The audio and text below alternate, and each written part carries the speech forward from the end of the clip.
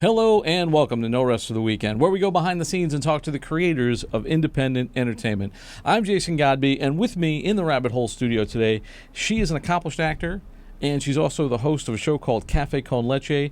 Recently, she appeared in this little Martin Scorsese film called The Irishman, now on Netflix. Miss Ashley North. Welcome, Ashley. Thank you for having me. Hey, thanks for coming. I always appreciate it when people schlep to Brooklyn. It's great to have you here.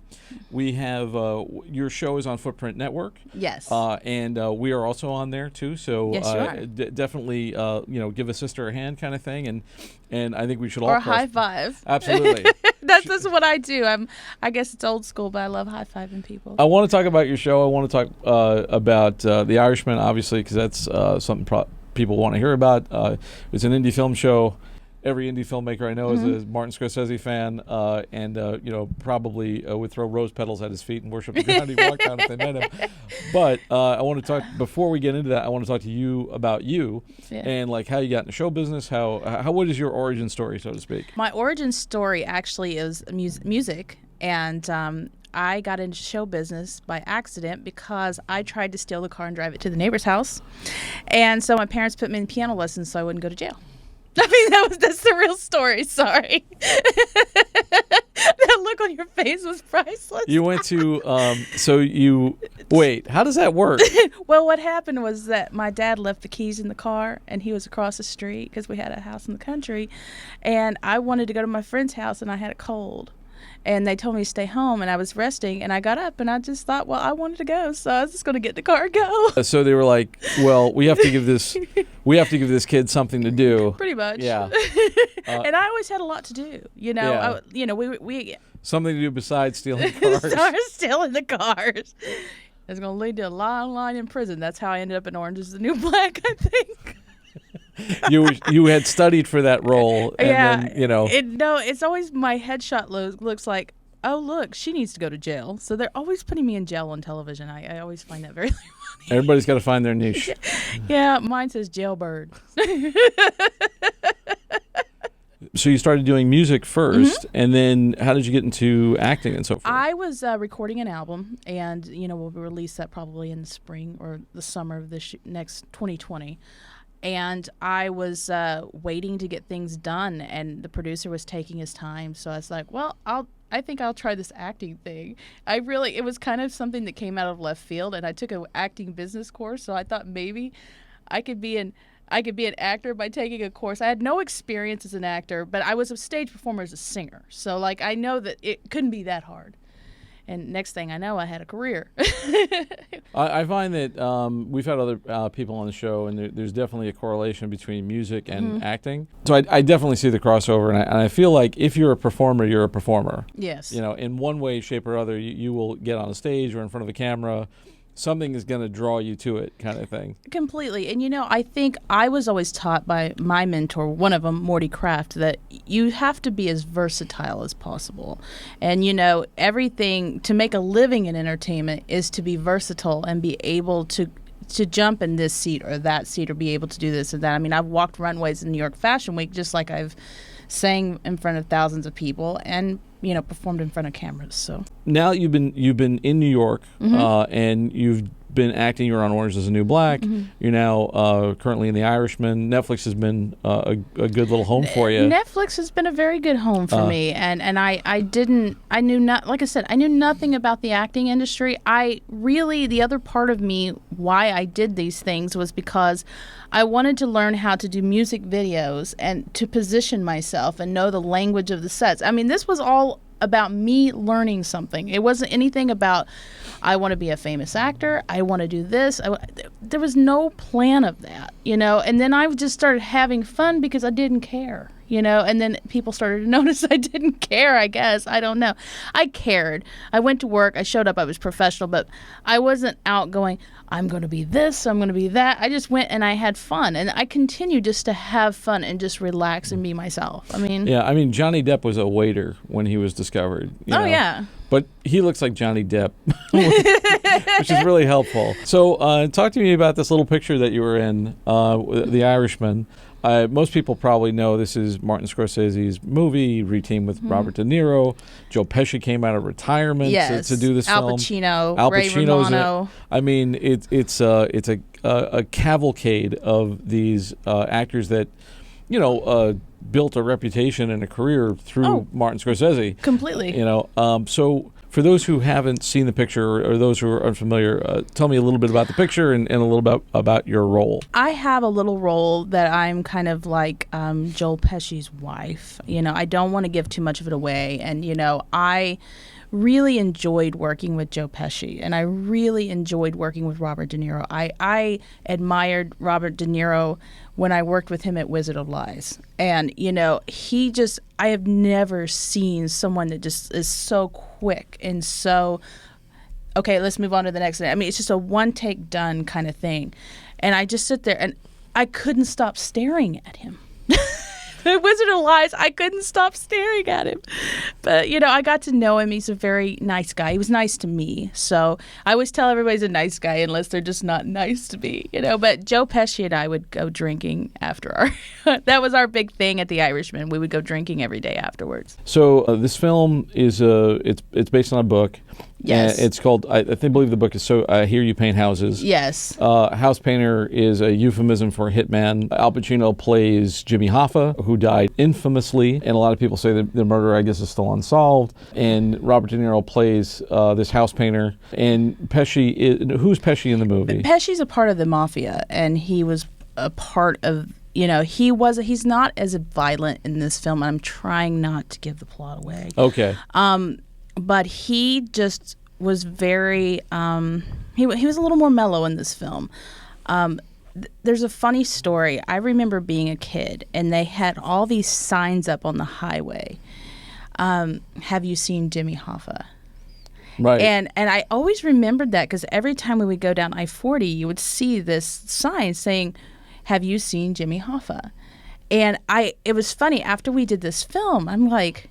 I thought about it for a minute, and I actually mentioned this to Martin Scorsese. I said, that sign always stuck out as a kid, not knowing it in my future I'd be in a film about Jimmy Hoffa. They made a couple. There was the one with Jack Nicholson where he played Hoffa, called Hoffa, I think. And Pesci's a real guy, though. He's based on a real guy. Yes, he's based on a real guy. Okay, and you play his significant other, yeah. So talk to me a little bit about the experience in terms of I've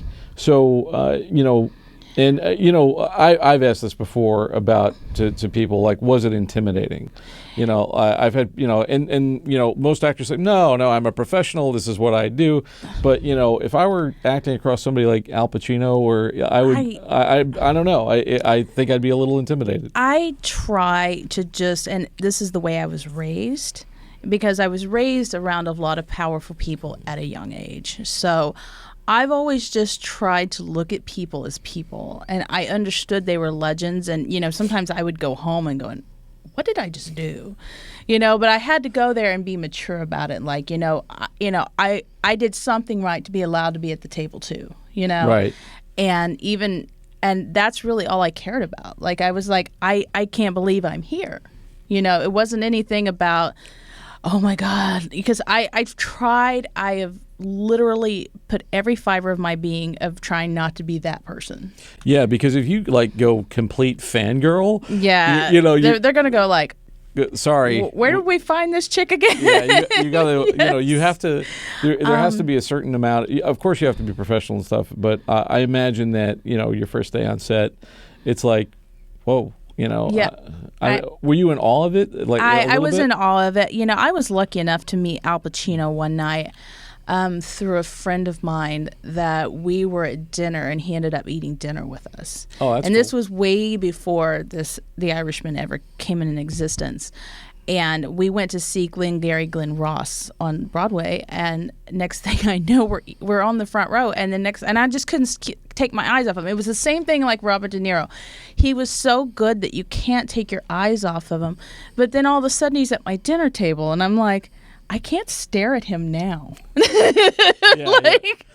I can't stare at him now. But he was just so cool, and a lot of I've just learned again, I have to go back to that I have to be professional. I have to be myself. I have to just be the best little Southern belle I can be.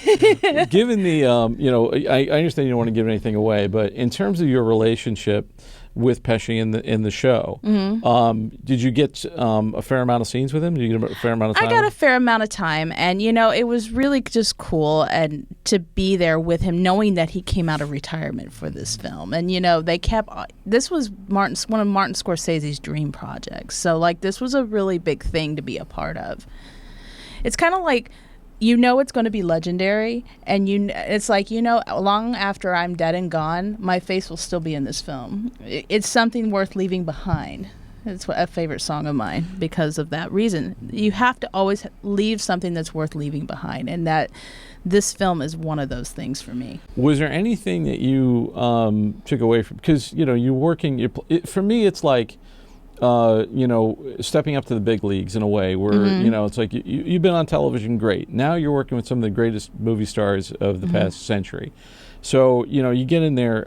Do you observe how they work? I do. I always watch how people work. And was there anything that you kind of took away, or you felt like you learned from them? I really wanted to be, I just want to be the one take mama now. Like, you know what I mean? Like, it really, I just watch how intense and how good they are. And I want someone to work with me someday and say, you know what? She does this in one take because she really studies. And it makes you a harder worker to accomplish that goal. So it wasn't like, like a Stanley Kubrick situation where they're doing take 15, take 20. No. This is not that situation. The days, I actually had like pretty good hours in the day. So, I mean, it wasn't long days or stretched out. It was more of you got home at a decent time because these people knew what they were doing. And you want to be the same as them. You don't want the take 4 be because of you. Right. And I'm like trying so hard, and I have the memory of a gnat, so I'm just like, I remember George Clooney talking about directing his first film and saying, you don't want to do more takes on you than, the other people kind of thing. He's such a nice guy, too. What was it? Did you see anything that was like, because Pesci he seems like a very like no-nonsense kind of dude. Like, he just kind of goes out there and does it. Like he does. And Robert De Niro is the same way. They're no nonsense, but at the same time, they're just very skilled. They've had a lot of practice. They've had a lot of work. Think about it. Robert De Niro's coming out with a film a year. And it's like, if you're pushing films like that, you have to be good at what you do, and it has to be done quick. You're on set. Martin Scorsese is there. Working with this legendary director. Does he talk a lot to you? Does he? Well, not with me per se, because I don't really have that bond with him. I guess that we did more. He wants to work with me more. I don't have the bond like him and De Niro or him and Pesci and these people who have been doing this for 30 or 40 years. What would he say to you, or what would he say to people in general? He was just very direct and on point. He's not a person that plays around. Like, I've worked with Andrew McCarthy, and he's got a really good sense of humor. Martin Scorsese's very to the point. Let's get this done, because he's an older gentleman, so you don't want to be doing this all night long. Yeah, when you've been doing this for like, I think you started making movies in the 60s. Yes. When you've been doing it for like, 40, 50 years, it's like, all right, I know what I'm doing. I know what to say to these people. Yes. All right, let's get this done. Get them in, get them out. Yeah. For me, it wasn't a negative experience. Part of it, too, because I'm such a huge fan of Casino. Like, I'm sitting there going, I'm working with the guys that are working at Casino. That's the only thing I was thinking about is like, I love that movie. That's my favorite. And so I was like, I get to be on a version of the Casino kind of thing. I really love that movie. Did you get to do any research in terms of like the real person that you were playing? Or were you a fictionalized character in that? I was a fictionalized character. I see. Yeah. Okay, so Pesci's playing a real guy, but you were playing somebody that so he could have somebody to talk to, kind of thing. Yes, kind of pretty much. Yeah. So that you get a little bit more freedom in that. A little bit, yeah. You don't have to like be somebody who already existed, which is a totally different type of acting, I think, in a way. It is, and they kind of transformed my look a little bit because I have like dark hair, and they're trying to make me look as Italian as possible, and I'm not Italian. I'm Cherokee and Irish with freckles, so you know, you've got this dark-haired girl, and then I'm trying to take my accent out because I sound like this, and I'm supposed to sound like this, you know. It's a long way from Oklahoma to New Jersey. I know. I remember when I was in London, man, they made fun of me a lot. But in this realm, I feel like everybody's coming up to the plate. Everybody knows what they're doing. And it's probably a pretty relaxed atmosphere kind of thing. I don't know if it was relaxed, but I do know that it was just, again, I felt like it was a privilege to be there. And, you know, I'm sitting here with people who are legendary Oscar winners. You know, it's not me here with Bubba and Earl, you know. So we're going to move on a little bit, but I definitely, you know, the movie's currently on Netflix. Everybody's going to go see it. I'm sure it's going to do well. Go see it, guys, and it's doing well already. Yeah, I'm sure it's going to be, you know, up for a million awards and so forth. Even just for the special effects of the de-aging and all that kind of stuff, because I've heard they've taken that to new levels. But moving on now, so I want to talk about more of your, I won't call it your day job, but your gig about hosting the Cafe con Leche.